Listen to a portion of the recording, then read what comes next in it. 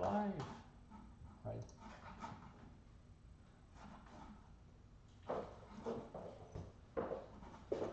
Live, except now I need to take my freaking link.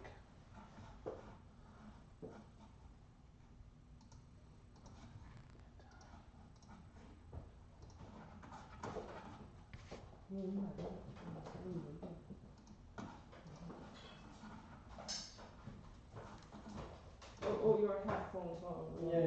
Don't step on. Like I said, I had 7 already broke. Yeah. I just have talent for that.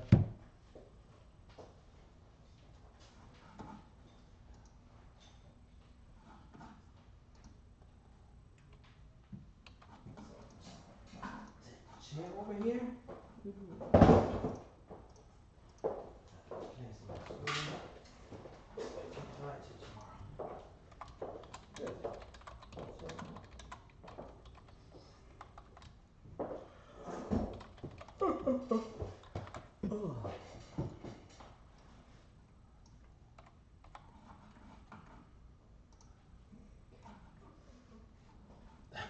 When are you gonna start asking the question? Shoot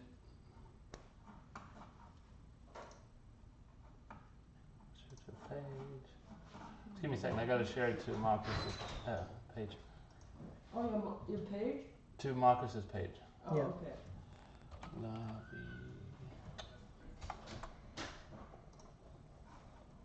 So you can accept it. Okay. And we should be. Oh, we are live already. So no swearing.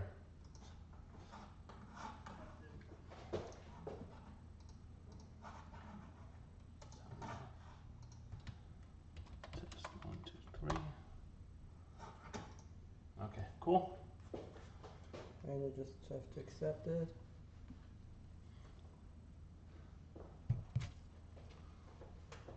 Yeah.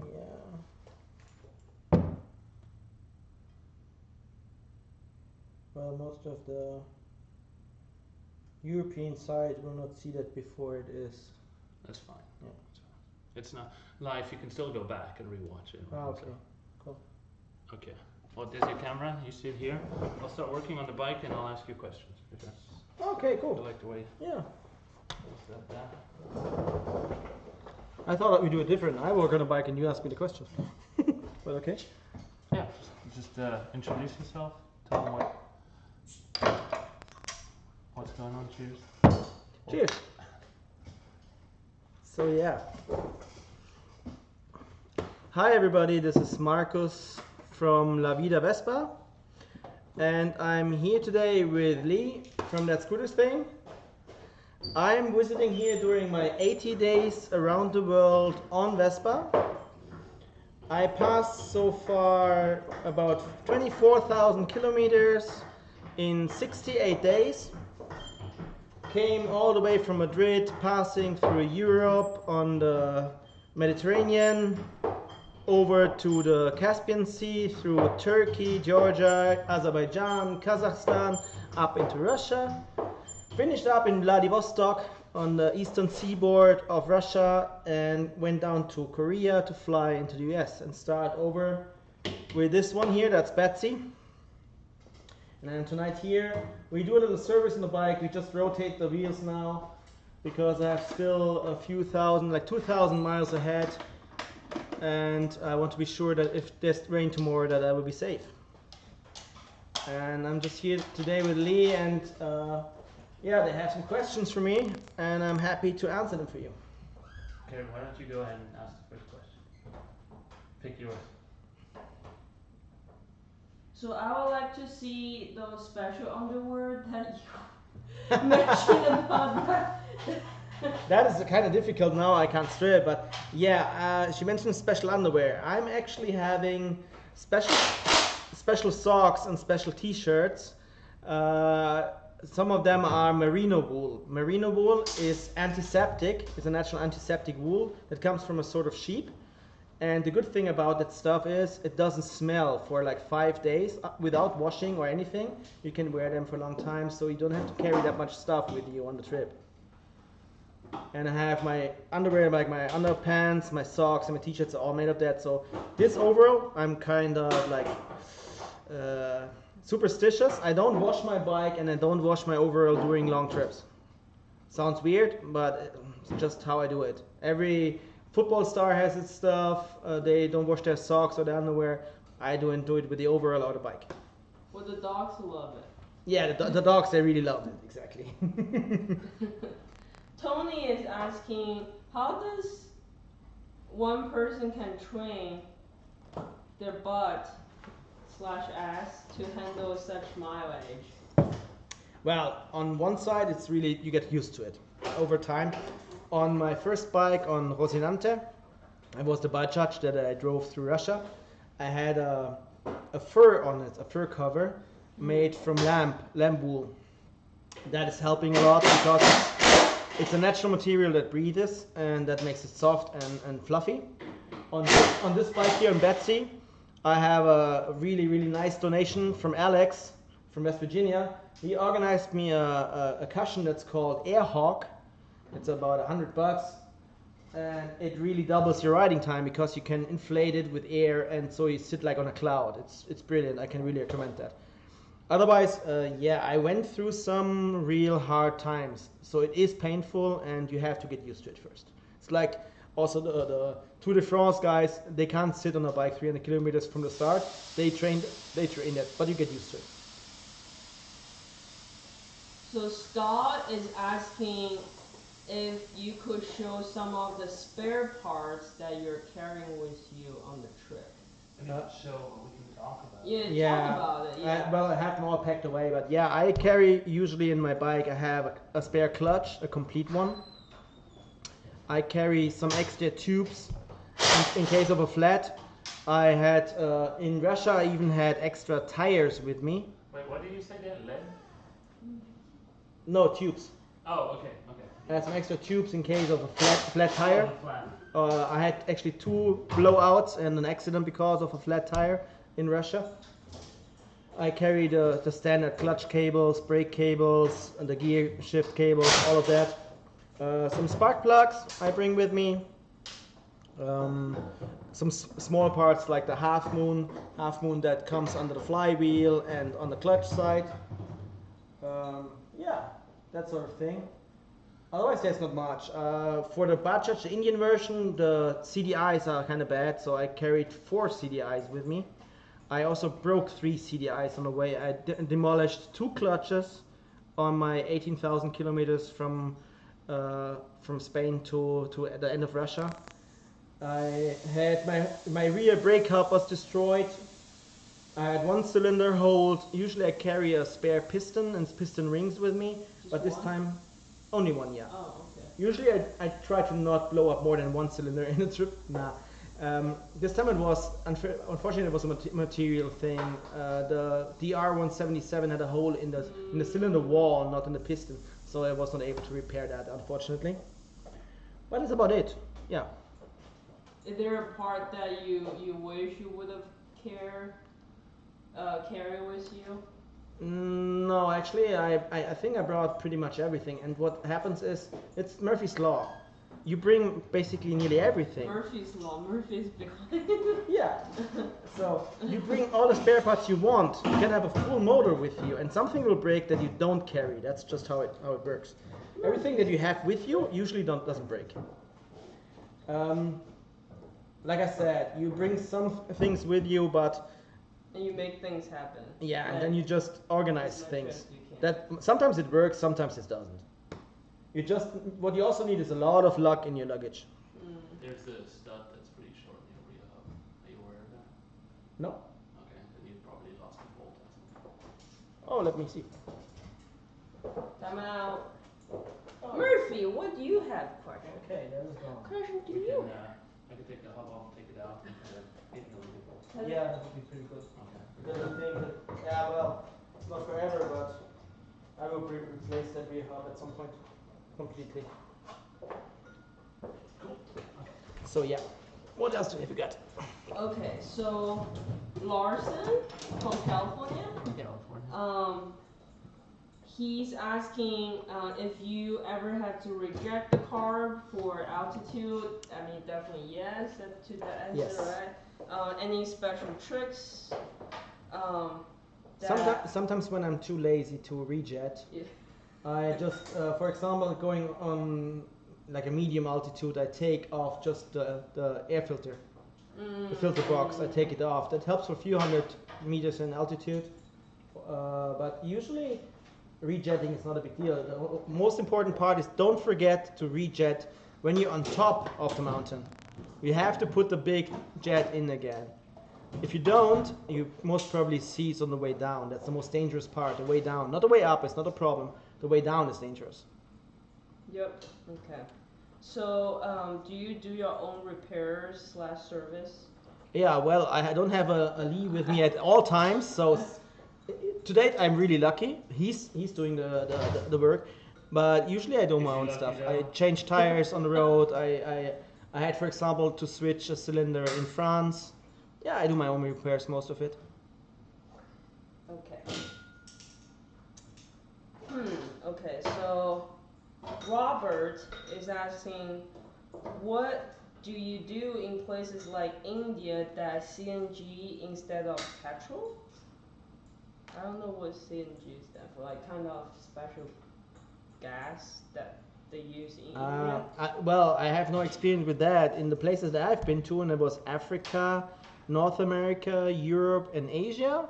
I've been to those places so far. They have always fuel. Sometimes the fuel quality is low, and for that reason, in Siberia and in Russia, I carried additionally a bottle of octane booster.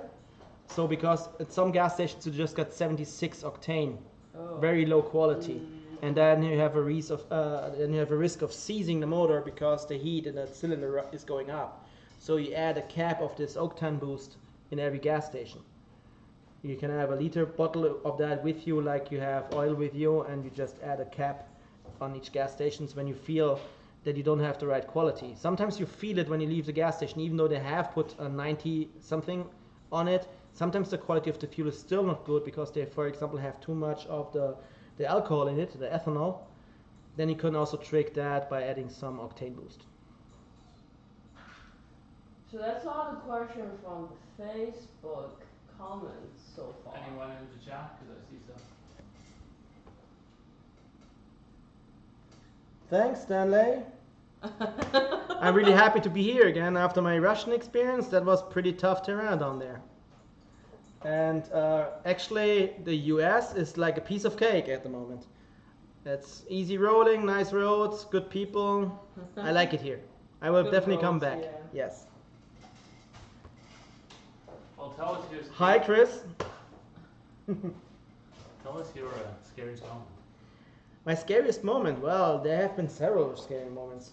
Like I mentioned before, I have crashed in Siberia at a tire blowout at full speed. And I had to go into the ditch because I couldn't catch the bike fully loaded. When the tire blows out, and from 1 second you have an empty tire in the back. It's going left, right, left. It swerves really hard, and you can barely control that. I was getting lucky. I crashed into the ditch, but nothing big happened to the bike and to me. I dislocated my collarbone slightly. I had pain for the last 3 weeks, but nothing really grave happened. A few scratches, mostly my ego that I couldn't catch the bike anymore. But that was scary because not only because of the accident, because I was in Siberia and for 1 hour there was not one car passing. I was in the middle of nowhere. So if there's a serious accident in a deserted place, as beautiful as these places are, it's two-sided. When you're alone out there and something happens, you're alone. Also here in the desert, if I pass Highway 50 like I did here on the tour, that's one of the loneliest highways, so they call it the loneliest highway in the US. There were stretches where I didn't see a car for 2 hours. So that means if I have a blowout and I crash and I hurt my face or I break a leg or something, I have a high risk of dehydrating, bleeding out. It's just very dangerous. You have to be aware of that situation. Do you have first aid? Yes, I carry a medical kit with me at all times. Okay. I always have this like motorcycle medical kit. It's pretty much. I have painkillers with me. I have antibiotics with me in case you catch some virus somewhere on the way. In some of the countries where I cross, water quality is an issue.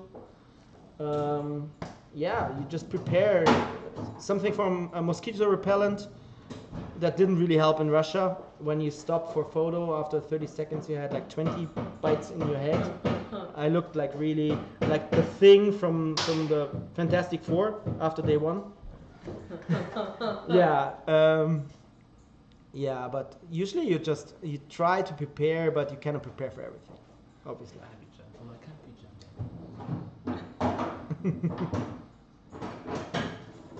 Don't worry, I know what I'm doing.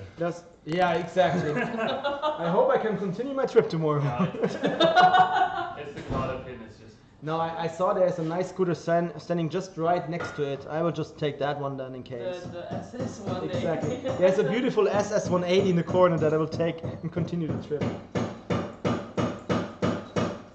So, any further questions from you guys here in the Facebook? No?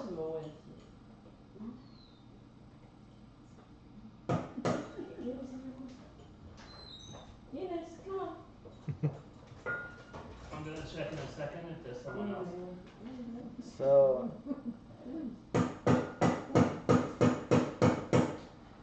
yeah, what can I say? At this point I crossed 16 countries. In total, I crossed in my scooter career the last 4 years. I did 40 countries on 4 continents, covering about 85,000 kilometers. Yeah, it's a practice thing. You get into it at one point. And I noticed now on my trip here through Russia, I came to Vladivostok. I saw the sea in front, and I nearly cried a bit because actually in the last day I survived like 3 close calls, like near-death experiences. But then you ride into Vladivostok in the middle of the night, strong rain, a typhoon was coming in, and from a sudden you're feeling that you are actually confident riding in there. There was chaos, there was thousands of cars, bad road conditions, rain and storm, and you still ride there and you're kind of relaxed, you're not tense. So I think that is what happens over the years and the miles. You build up some sort of resistance against stress, and you just get used to things. I don't know what else to mention about that. It's like it's not a mystery. You just go out there and you do your thing. Everybody can do that. I'm not like an exceptional rider. I'm not a special rider. I'm just a normal scooterist. The difference between most scooters out there and me is I just went on that trip. Everybody can basically do what I do. That's what I believe. You just have to put in the effort and to prepare yourself and get a little bit of technical knowledge, and then you ride. There's no mystery there. Another question? I think we have one more. Oh, you know it's bad when he pulls out the grinder. You know what I was gonna pull out next is the grinder.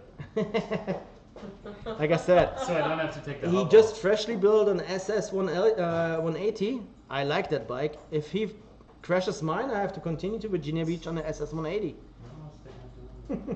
Take the dirt bike if you can touch the ground with. Or I take this Honda. Oh yeah. You Something. Push it to Virginia. Yeah, probably. Most of the bikes in here you push. What? Not Kirby. Yeah, not Kirby. Kirby's working. Kirby was riding me today. Yeah. Cool. So yeah. So how many meals do you eat every day? Like on your normal, schedule? Often I don't even have breakfast before I put in the first 200 kilometers. You stand so up. you get up and just go. Yeah, sometimes I manage in the evening to organize some protein bars in some gas station or some snack. But usually when I camp out wild, I don't want to have food near the tent. Because I was, for example, in Russia, also here in some areas you have bears around, and they love the smell of food, so they come for you. So you don't want to actually have food in your tent at any time, anywhere, for that reason. And even if it's just the wash bears that bother you, the raccoons, they come to the tent as well, and they can be pretty nerve-wracking. Do you think your military training helps you with this trip? Definitely, most definitely. Because you learn to just go through, even though it gets painful, it gets cold, it gets hot, you're in the rain, you messed up, and you still keep going. And that's something that I learned from the military, that you don't give up.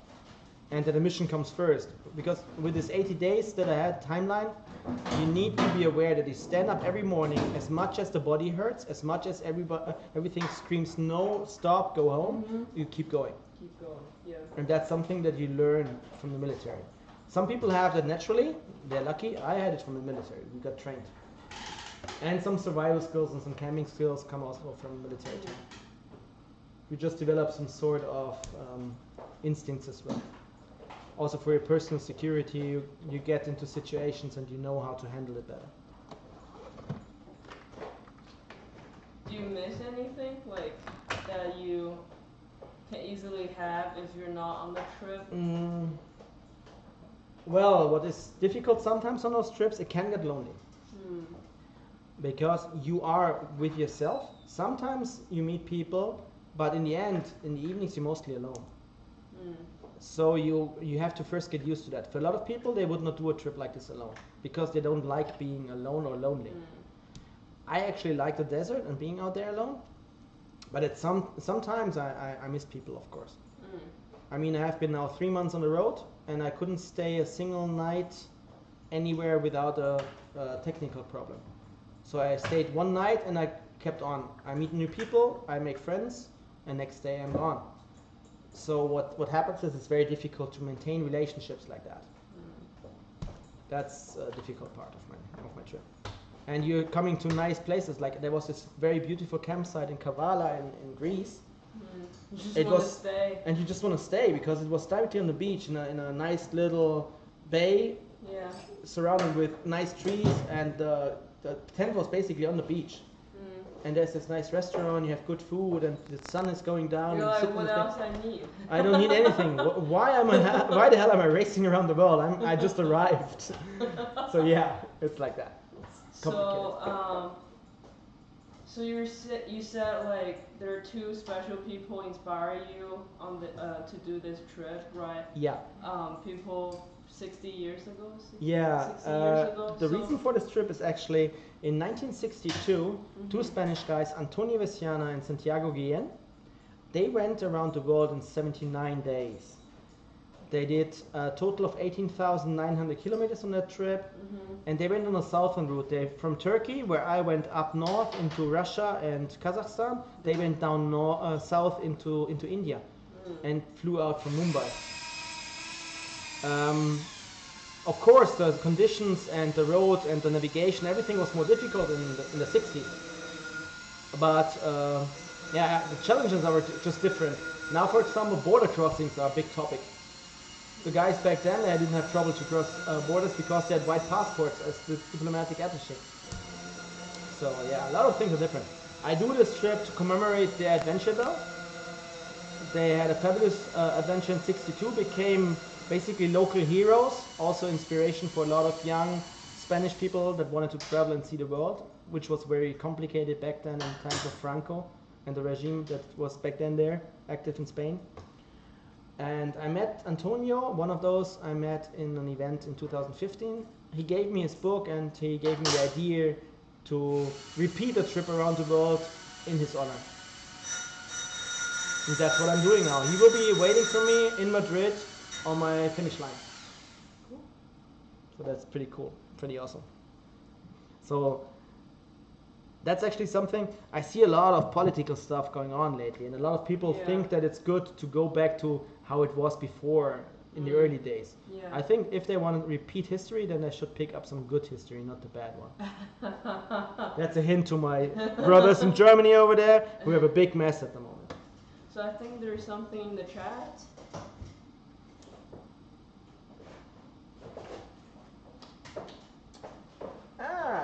Good meals. Well, there's a very good cuisine nearly everywhere, but exceptionally good was Greece and Turkey. They have very good cuisine. I also had some very nice home-cooked soup in Georgia. Some people just picked me up on a traffic light, stopping next to me, inviting them to their house, and they put me in the bed of their child, hosted me, gave me food. They were beautiful. So I did not have any exceptionally bad meal, something like it was still alive or it was really horrible. And But I had a lot of good meals actually. The borscht in Russia was nice. The soup they have, and there was a specialty in the Borat region. That's a Russian region close to Mongolia. There in Mongolia they have small, like soup and meat filled. How do you call them?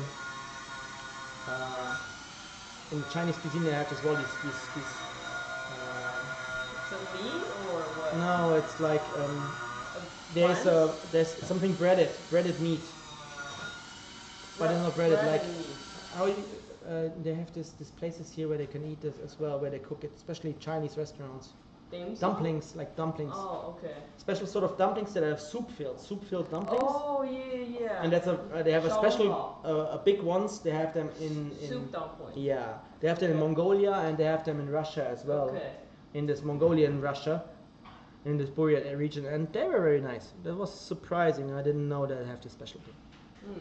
So you said people would just stop next to you and invite you to their house. Like, how do you guys like? I mean, you don't. I know you speak a lot of languages. Yeah. But you don't speak every single language. No. Visit, For example, right? I didn't speak Russian. That was really complicated on this trip because in the whole former Soviet states, Russian was dominant. Kazakhstan, Mongolia, Georgia, there's mostly Russian or Russian-based languages. I had a translation app, a voice translation app, and some of the languages work when you download. You can have notes also translated, like Google Translate offline. I used it sometimes, but mostly it's a lot more fun and a lot more interesting to have real conversations.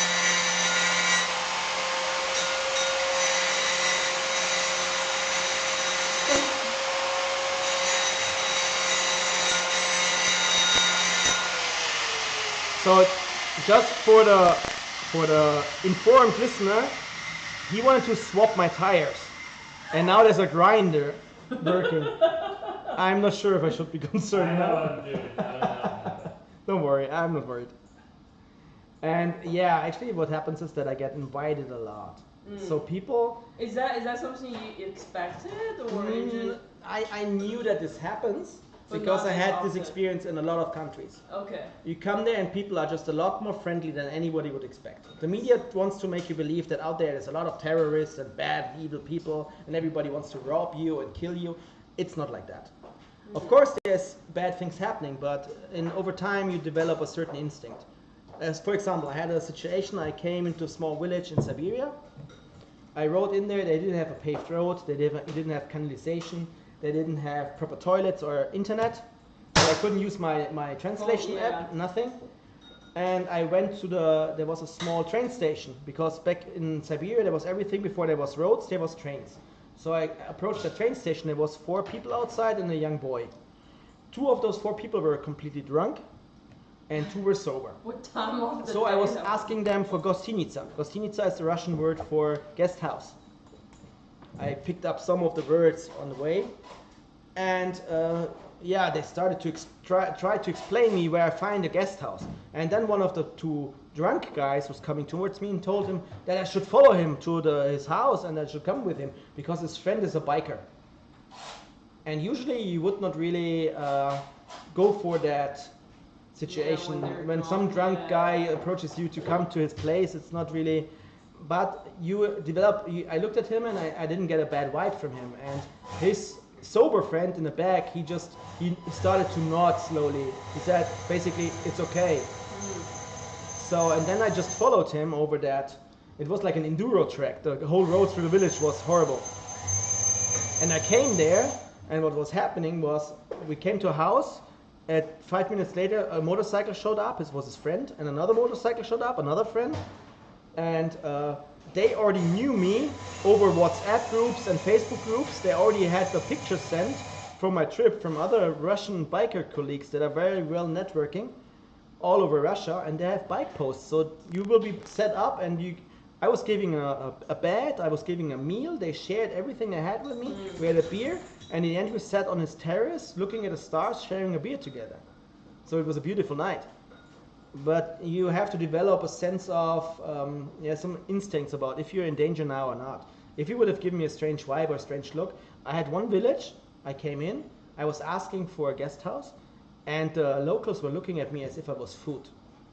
I seriously took 50 kilometers of a night ride over dirt track to get out of there, because I was warned several times by Russian bikers that in some areas they would stab you for your boots, or the bear eats you out in the forest. You cannot sleep somewhere. You're not supposed to camp alone. You're not supposed to be there alone, so it's not a safe place. So one time I really had to take a 50 kilometer night ride with water crossings and dirt track to get out of that village into the next. The next village was the same type, but the people were friendly. It was completely worth it, and I was put up there with a nice bed. They didn't have a guest house, but I came into one local bar.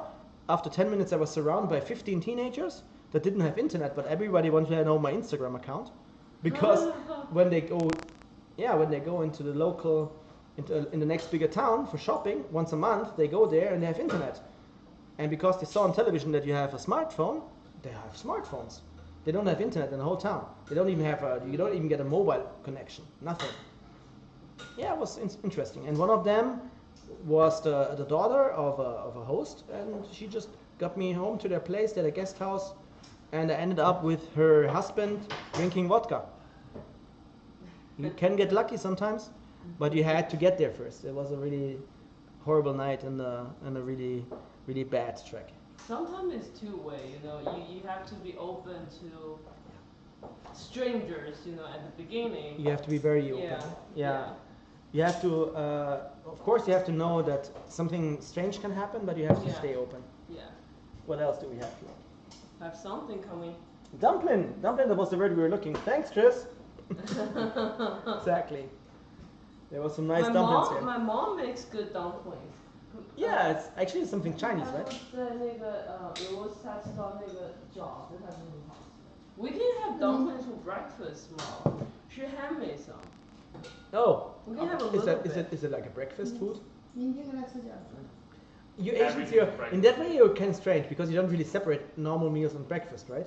Like we don't eat sweet stuff in the morning. Like the legit breakfast, we don't eat sweets. At least like the region I'm from, right? Yeah. And then at the beginning, like Lee was like, I like sweet stuff for breakfast. Yeah. Because you know bread and jams and you know, but I'm okay with both. But if you wanted some dumpling, we have some dumpling. Oh, most we can do that. Okay, yeah. 那我们明天早上烧一点好。 就烧一点，它不用太多，因为它要what time? We can plan. Yeah, can we do that afterward? Don't worry. So yeah. Murphy, do you have some questions? Huh, Murphy? Anything from you guys? Any more questions? I think the underwear question has been answered. The spare parts. I carry a set of tools, the normal spanners. Yeah. Some special tools, of course. I need to have the pulley for the flywheel and the clutch. Yeah, that's basically it. You don't carry a lot extra. What I learned is to carry a hammer, because sometimes you just raw force. Sometimes you just need raw force. If you, for example, I had potholes that were so big you could park literally a Vespa in, and if you bend one of those rims, you need a hammer. Basically, that's it. You have to just bang it straight again to make it work. We use rocks. It's possible. Yeah. No, like because we don't carry hammers, but we had to do some stuff to the fork, you know, retighten the fork. And if you don't carry that tool with you, just use a screwdriver and a rock and just. Yeah, exactly. Yeah. Sometimes you improvise. What's important is cable binders, duct tape, a bit of cold metal, like. JB Weld. Yeah, JB Weld. Exactly. You carry that at all times.